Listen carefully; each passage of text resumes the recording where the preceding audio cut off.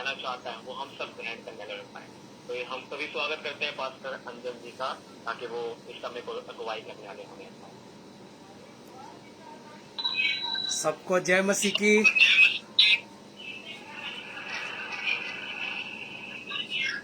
मुझे विश्वास है, थोड़ा जस्ट 1 मिनट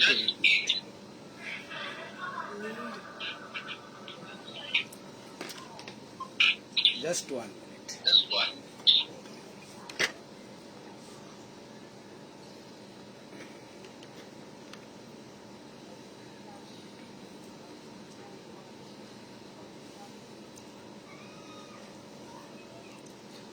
मुझे विश्वास है कि प्रभु आप सबके साथ बातें करेगा, और ज़्यादा समय ना गवाते हुए आइए परमेश्वर के वचन की ओर जाएंगे। और भजन संहिता 121 आप सब मेरे लिए निकालिए। भजन संहिता 121, और मैं आप सबके लिए ये भजन पढ़ दूंगा। भजन संहिता 121।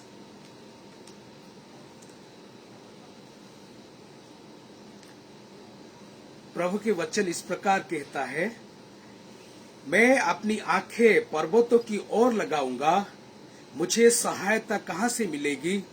मुझे सहायता यहोवा की ओर से मिलती है, जो आकाश और पृथ्वी का करता है। वे तेरे पांव को टलने ना देगा, तेरा रक्षक कभी ना ऊँघेगा।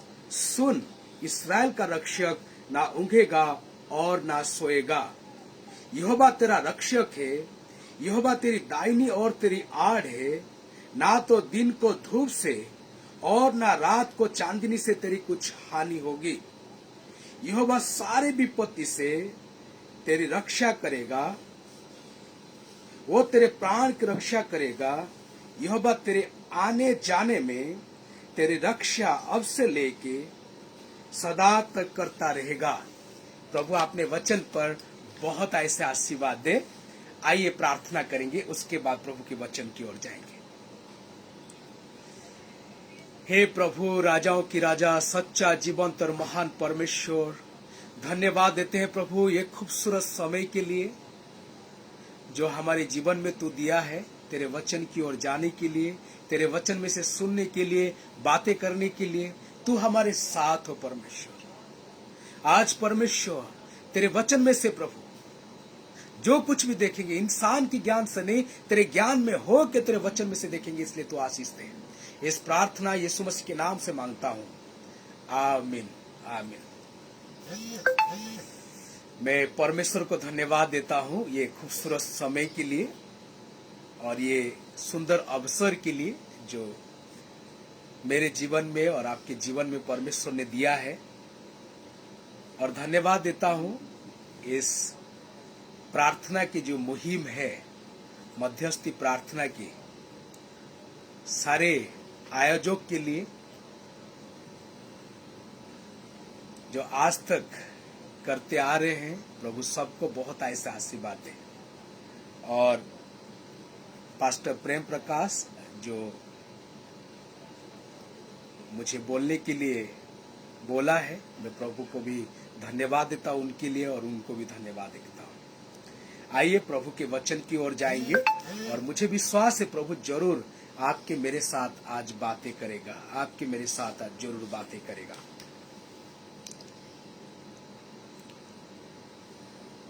भजन संहिता में 5 भाग है।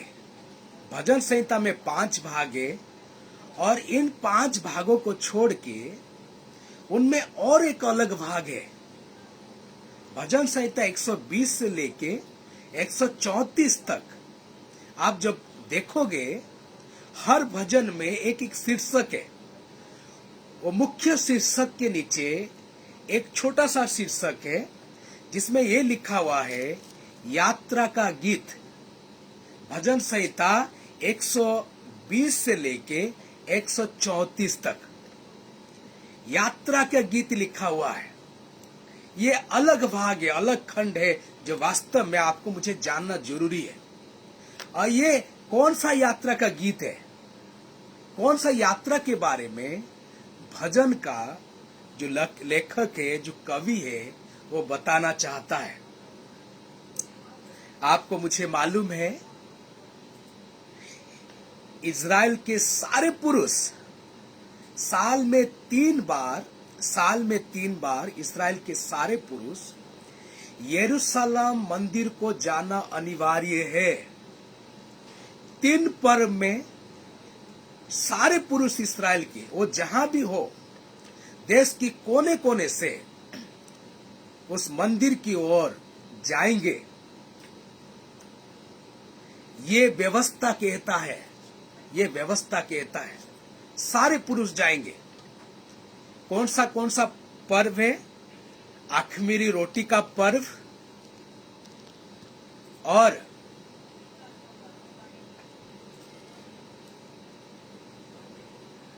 फल बटोरने का पर्व और कटनी का पर्व। तीनों पर्व, अख़मीरी रोटी का पर्व, कटनी का पर्व और बटोरन का पर्व है।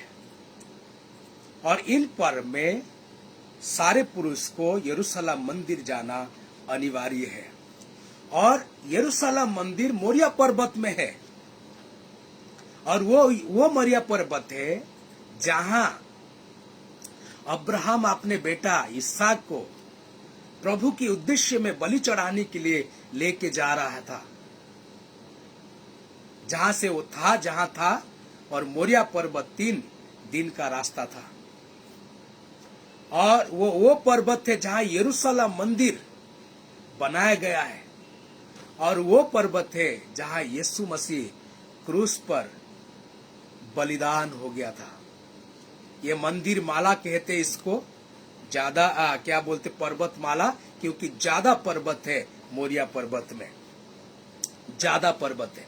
इसलिए देश से कोने कोने से लोग आते हैं, देश से कोने कोने से।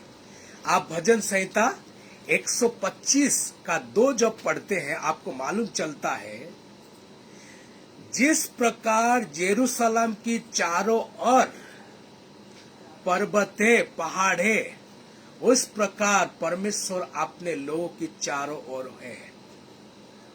इसका मतलब है यरूशलेम तो पर्वत के ऊपर है, उसके चारों ओर और पर्वत है।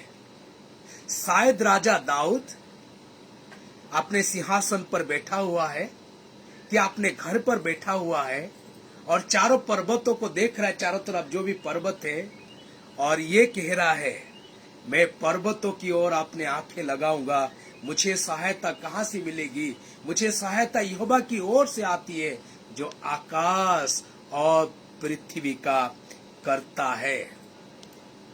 क्योंकि मेरे आंखों के सामने है, मुझे देखना ही पड़ेगा, मैं आंखें बंद नहीं कर सकता।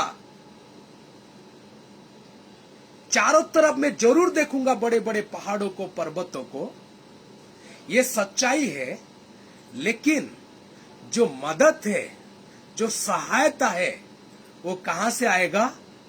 यहोवा की ओर से आती है, जो सारे पर्वत पहाड़ों की बहुत ऊंचा में, बहुत परे, बहुत दूर, वहां से मेरे मदद आएगा। चाहे पर्वतों की तरह अमीर, पर्वत की तरह बुद्धिजीवी, पर्वत की तरह धनवान लोग, पर्वत की तरह सुंदर, पर्वत की तरह और कैसे लोग हो सकते राजनीति में। क्योंकि मेरे आसपास है, मैं जरूर देखूंगा उन लोगों को। लेकिन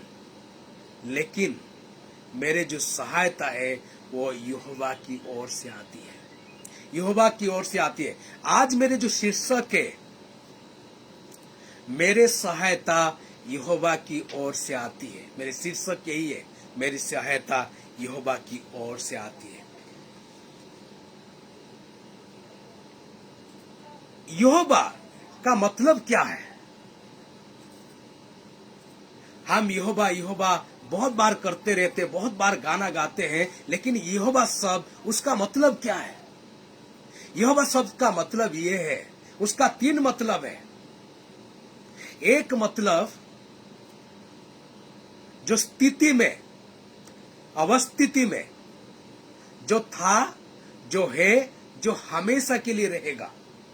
ये स्थिति में उसका मतलब है। लेकिन अक्षरिक मतलब में जाओगे आप पर में, उसका अर्थ है बचाने वाला परमेश्वर है। उसका अर्थ क्या है? बचाने वाला परमेश्वर है। लेकिन सहभागिता में जो अर्थ है वो व्यक्तिगत परमेश्वर है। वो मेरा परमेश्वर है।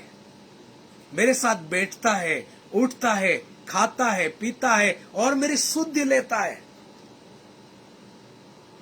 जब दाऊद कह रहा है मेरी सहायता यहोवा की ओर से आती है, उसके कहने का यह भी मतलब है जो परमेश्वर हमेशा के लिए है, जो परमेश्वर बचाने के लिए सक्षम है और जो परमेश्वर मेरे साथ है, वो मेरी सहायता कर सकता है। वो मेरी सहायता कर सकता है। आइए देखते हैं कुछ बातों को। तब यहोवा परमेश्वर आपकी मेरी सहायता कैसे कर सकता है, थोड़ा सा देखेंगे। हमारे पास ज्यादा समय नहीं है, मुझे भी ज्यादा समय नहीं दिया गया है, इसलिए कोशिश करेंगे परमेश्वर की वचन के प्रति विश्वस्त होने के लिए। तब यहोवा परमेश्वर कैसे आपकी मेरी सहायता कर सकता है? पहली बात, उसके पास सब कुछ है, इसलिए वो आपकी मेरा क्या कर सकता है? सहायता कर सकता है। उसके पास सब कुछ है। क्या लिखा हुआ है? क्या लिखा है? मुझे सहायता यहोवा की ओर से मिलती है जो आकाश और पृथ्वी का करता है। जिसने आकाश को बनाया है, जिसने पृथ्वी को बनाया है, आकाश जिसका है, पृथ्वी जिसका है, उसका तो सब कुछ है। उसके पास सब कुछ है। जब उसके पास है, क्या आपको मुझे मदद नहीं कर सकता? वो आकाश और पृथ्वी का करता है, उसको उन्होंने बनाया है। जब आप सृष्टि के विवरण को जाते हैं, उत्पत्ति पहला अध्याय में थोड़ा सा चलते हैं, क्या लिखा हो उसमें? क्या सृष्टि करता परमेश्वर? पहला दिन परमेश्वर ज्योति बनाता है, दूसरे दिन परमेश्वर आकाश बनाता है, तीसरे दिन परमेश्वर पृथ्वी को बनाता है, चौथा दिन परमेश्वर सूर्य, चंद्रमा, तारागण, ग्रह नक्षत्र को बनाता है, और पांचवें दिन परमेश्वर आकाश में पक्षियों को और समुद्र में जल जंतु को बनाता है, और छठवां दिन परमेश्वर जानवर को और इंसान को बनाता है। इसका और क्या मतलब है? जब सहायता की बातें आप और मैं करते हैं, मुझे आकाश से कुछ सहायता चाहिए, तो मेरे परमेश्वर क्योंकि आकाश बनाया है, वो सहायता करने के लिए संपूर्ण सक्षम है। ज्योति की सहायता चाहिए, वो ज्योति देगा। आकाश से सहायता चाहिए, आकाश से मदद देगा। पृथ्वी कुछ सहायता पृथ्वी से चाहिए आपको मुझे, वो परमेश्वर देगा। पक्षियों से चाहिए, समुद्र से चाहिए, इंसानों से चाहिए, जहां से भी आपको मुझे सहायता चाहिए, वो परमेश्वर देने के लिए सक्षम है, क्योंकि ये सब कुछ परमेश्वर बनाया है और उसका सब कुछ है। बहुत बार आप और मैं सोचते हैं वो परमेश्वर सिर्फ देखी वस्तु आपके लिए, मेरे लिए बनाया है, लेकिन हम भूल जाते हैं वो परमेश्वर आपके लिए, मेरे लिए अनदेखी वस्तु भी बनाया है। कोलोसियों की किताब निकालेंगे हम, कोलोसियों की किताब भाई रोशन लाल हमारे लिए पढ़ देंगे। कोलोसियों की किताब पहला अध्याय 16 आयत। पास्टर रोशन लाल आप है तो प्लीज पढ़ दीजिए, नहीं तो पास्टर जतिन पढ़ देंगे हमारे लिए। कोलोसियों किताब उसके पहला अध्याय 16 आयत।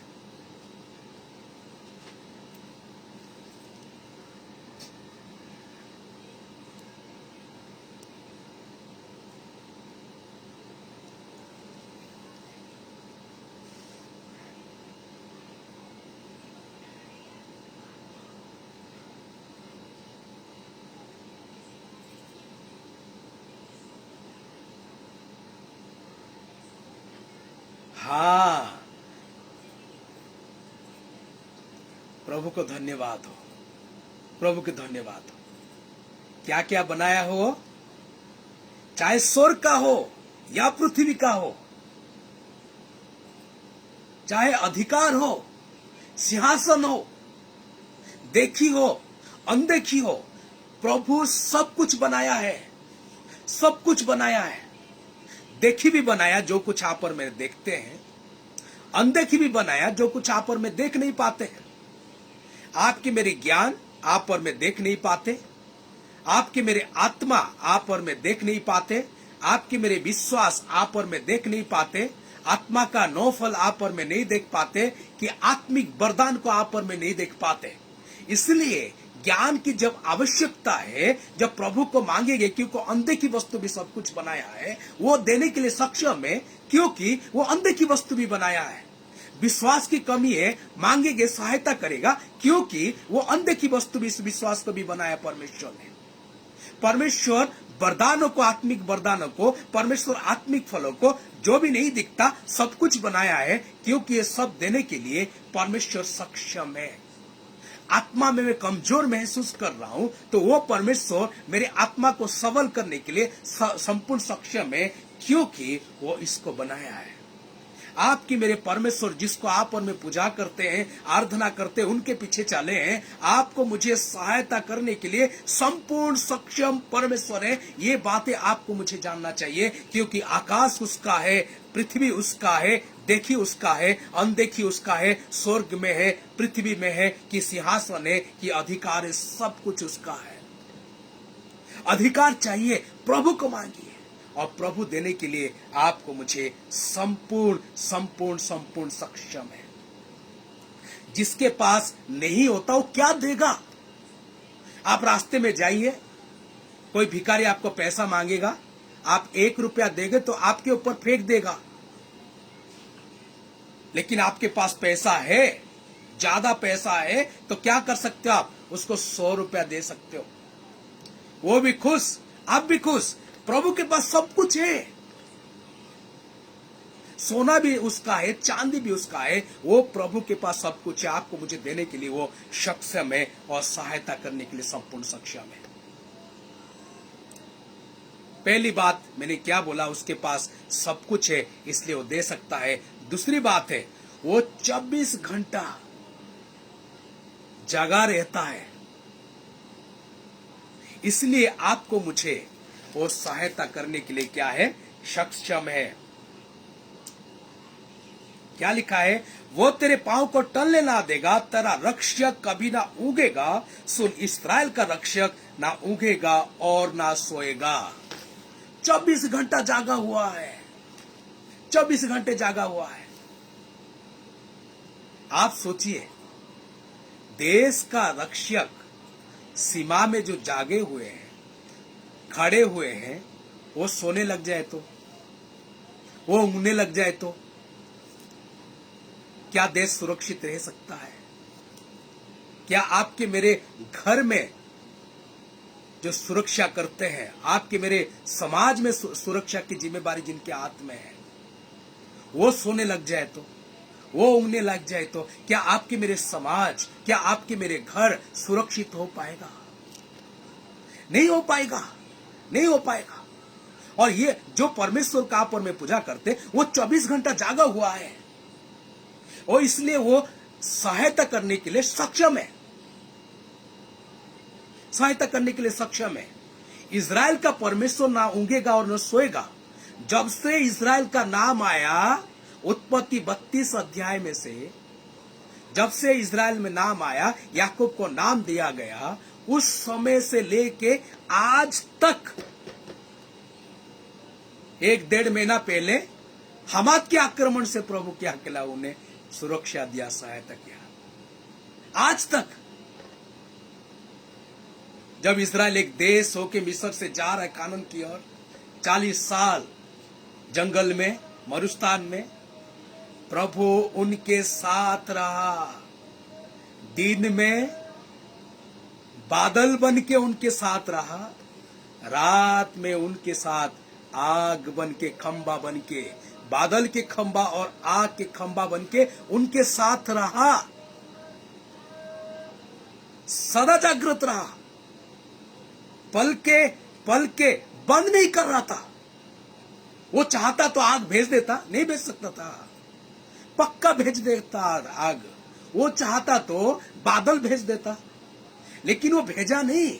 वो खुद ही आग बन के रहा, वो खुद ही बादल बन के रहा, क्योंकि उनके लोगों को हमेशा देखेगा, उनके साथ हमेशा रहेगा। वो सुरक्षा दे रहा था, वो मदद करने के लिए इतना सक्षम है, उनके साथ हमेशा रह के उनको क्या किया, उन्होंने मदद किया।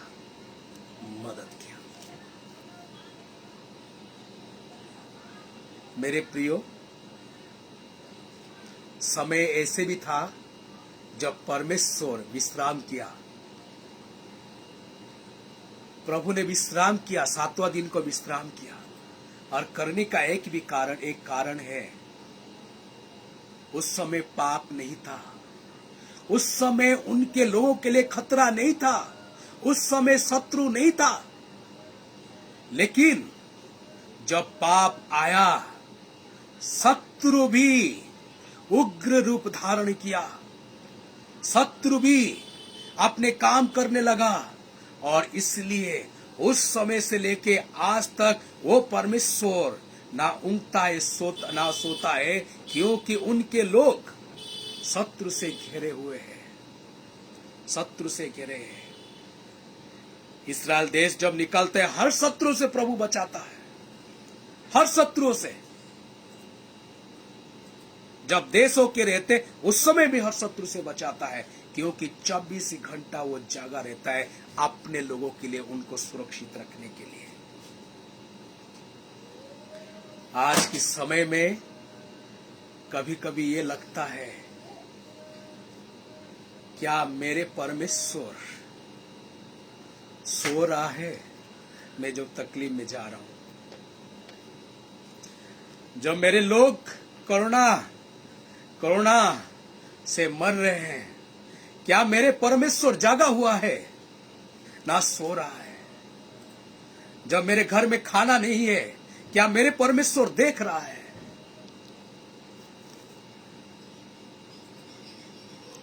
वो प्रभु ऊँगता नहीं है ना सोता है, 24 घंटा जाग के आपको मुझे देख रहा है। तकलीफ में भी है वो देख रहा है, खुशी से भी वो देख रहा है, क्योंकि उसके उद्देश्य और कुछ है। वो सहायता करने के लिए संपूर्ण सक्षम है। पहले 2 बात बोला मैंने, उसके पास सब कुछ है इसलिए सहायता कर सकता है। दूसरी बात मैंने ये बोला, उसके पास 24 घंटा वो जागा रहता इसलिए वो सहायता कर सकता। तीसरी बात है, वो मेरी दाहिनी ओर मेरी आड़ है। यहोवा तेरा रक्षक है, यहोवा तेरे दाहिनी ओर तेरी आड़ है, ना तो दिन को धूप से और ना रात को चांदनी से तेरी कुछ हानि होगी। सूरज सबके लिए लाभदायक है, सच्चाई है, लेकिन सूरज से बहुत से हानि होते हैं। क्या क्या हानि होते हैं? एक तो बहनें बाहर जाती नहीं है, क्योंकि सनबर्न होता है, नहीं भाई काली हो जाएंगी तो क्यों जाएंगे हम बाहर। ये एक चीज होता, बाहर नहीं जाते, सनबर्न कहते हैं उसको। और दूसरा चीज है, सूरज का अल्ट्रा वायोलेट रे किसी के ऊपर जब गिरता है, उसमें कैंसर होता है उसके शरीर में। अल्ट्रा वायोलेट रे किसी के ऊपर गिरेगा तो कैंसर होगा। और तीसरी बात है सूर्याघात। कभी आप ये बातें सुने हो कि नहीं? लोग खड़े खड़े मर जाते हैं, खड़े खड़े मर जाते हैं। और चांदनी से भी हानि होता है। जो पूर्ण चांद में किसी को समुद्र में जाना अलाउ नहीं है, क्योंकि कोई उस समय समुद्र जाए तो गारंटी मरेगा। बहुत मत्स्यजीवी है, मर जाते हैं पूर्ण चांद में, क्योंकि समुद्र की जो लहर है ऊंचे ऊंचे आता है। और पूर्ण चांद में और पूर्ण अमावस्या में तंत्र मंत्र विद्या सिद्धि होता है, और शैतान उसकी चले चपटे उग्र रूप धारण करते हैं। शैतान अपने काम पूरा करता है उस समय। तो लेखक क्या कह रहा है वो, चाहे सूरज की ओर से कोई हानि मेरे पास आए, क्या चांदनी की ओर से मेरे पास हानि आए, मेरे कुछ हानि नहीं होगा, क्योंकि जो मेरे बल है, मेरे दाहिने हाथ है, वो छाता की तरह मेरे ऊपर है। वो परमेश्वर मेरे साथ है, मुझे कवर करके रखा है। और आज की और बड़ी समस्या है, क्या समस्या है? आज लोग ज्ञान विज्ञान की बातें करते हुए ये बातें भी करते हैं, भाई ये ग्रह वो ग्रह आपके मेरे जीवन को नियंत्रण करता है। शैतान इन बातों को लेके भी आपके मेरे ऊपर आक्रमण करता है, आपके मेरे विश्वासियों के ऊपर आक्रमण करता है। लेकिन चाहे ग्रह नक्षत्र हो, चाहे तारा हो, चाहे सूर्य हो, चंद्रमा हो, कुछ भी आपके मेरे ऊपर हानि की बातें पहुंचाए, वो परमेश्वर छाते की तरह आपको मुझे कंट्रोल करके रखा है। आप और मैं उसके कवर में, छत्र छाया में है। वो प्रभु संपूर्ण सुरक्षा देगा, संपूर्ण सुरक्षा देगा। और ये गारंटी प्रभु देता है, प्रभु देता है। मैं जानता हूं मेरे समय हो गया, जस्ट थोड़ी सी बातें करूंगा, उसके बाद मैं खत्म करूंगा। पहली बात क्या बोला मैंने, वो सहायता कर सकता, इसलिए कर सकता, उसके पास सब कुछ है, वो कर सकता। दूसरी बात है, वो 24 घंटा जागा हुआ, इसलिए वो सहायता कर सकता। तीसरी बात है, वो मेरे दाहिनी ओर मेरी आड़ है, इसलिए मेरी सहायता कर सकता है। और चौथी बात है, चौथी बात, यहोवा सारे विपत्ति से सदा काल तक मुझे रक्षा करेगा, सारी विपत्ति से, सारी विपत्ति से। अभी थोड़ा ध्यान से सुनिएगा, क्या क्या विपत्ति है। जब साल में 3 बार अखमीरी रोटी की पर्व में, कटनी की पर्व में और बटोरन की पर्व में घर के पुरुष घर छोड़ के आते हैं पर्व के लिए।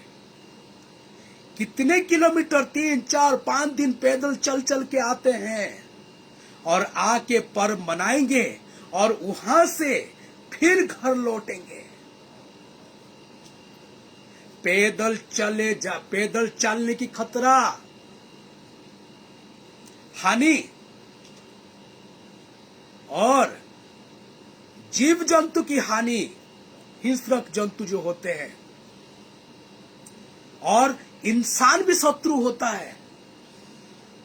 और ये जो बाहर आए हैं उनके परिवार भी तकलीफ में हैं। लेकिन लेखक यह गारंटी दे रहा है, आए तो जरूर हो, और जब तक जाओगे सब कुछ प्रभु सुरक्षित अब से लेके सदा तक करता रहेगा। क्योंकि यहोवा परमेश्वर का मतलब क्या है, यहोवा का जो था, जो है, जो हमेशा के लिए रहेगा, वो हमेशा के लिए आपको मुझे सुरक्षा प्रदान करने के लिए, रक्षा करने के लिए संपूर्ण सामर्थ्य है, संपूर्ण सामर्थ्य है। मेरे प्रियो, चाहे मैं घोर अंधकार से भरी हुई तराई में होकर चलूं तो भी हानि से नहीं डरूंगा, क्योंकि तू मेरे साथ रहता है। वो आपके मेरे साथ है। जीवन यात्रा में जब आप और मैं निकले हुए उस प्रभु के काम के लिए, उसकी और उसके मंदिर की ओर अग्रसर हो रहे, आगे बढ़ रहे हैं, वो परमेश्वर आपको मुझे संपूर्ण सुरक्षा देगा, सहायता करेगा। सिर्फ आपको नहीं, पीछे छोड़े हुए आपके मेरे परिवार को भी। और ये गारंटी परमेश्वर की ओर से है। प्रभु आपको मुझे बहुत ऐसे मदद करे, सहायता करे, और वो परमेश्वर को आप पर में जाने पहचाने, उनके उपस्थिति में रहे। क्योंकि आजकल जब आप में बातें करते, सहायता की बातें ज्यादा होता आजकल, लेकिन सबसे बड़ा सहायता पर्वतों की बहुत ऊंचा, बहुत परे वो परमेश्वर सहायता करेगा, क्योंकि ओरिजिनल सहायता उसकी ओर से आता है। प्रभु आपको मुझे बहुत ऐसे ये वचन के द्वारा आशीर्वाद दे। आइए 1 मिनट के लिए आंखें बंद करेंगे और प्रार्थना करेंगे, प्रार्थना करेंगे। प्रभु धन्यवाद देते हैं, प्रभु तू हमारे साथ रहा, तेरे ये वचन हमारे साथ बातें किया है। हम जितने जन तेरे वचन को सुने हैं, प्रभु ये वचन हमारे जीवन को बना दे, इसलिए तू आशीष दे। इस प्रार्थना यीशु मसीह के नाम से मांगता हूं, आमीन आमीन। सबको जय मसीह की, सबको जय मसीह।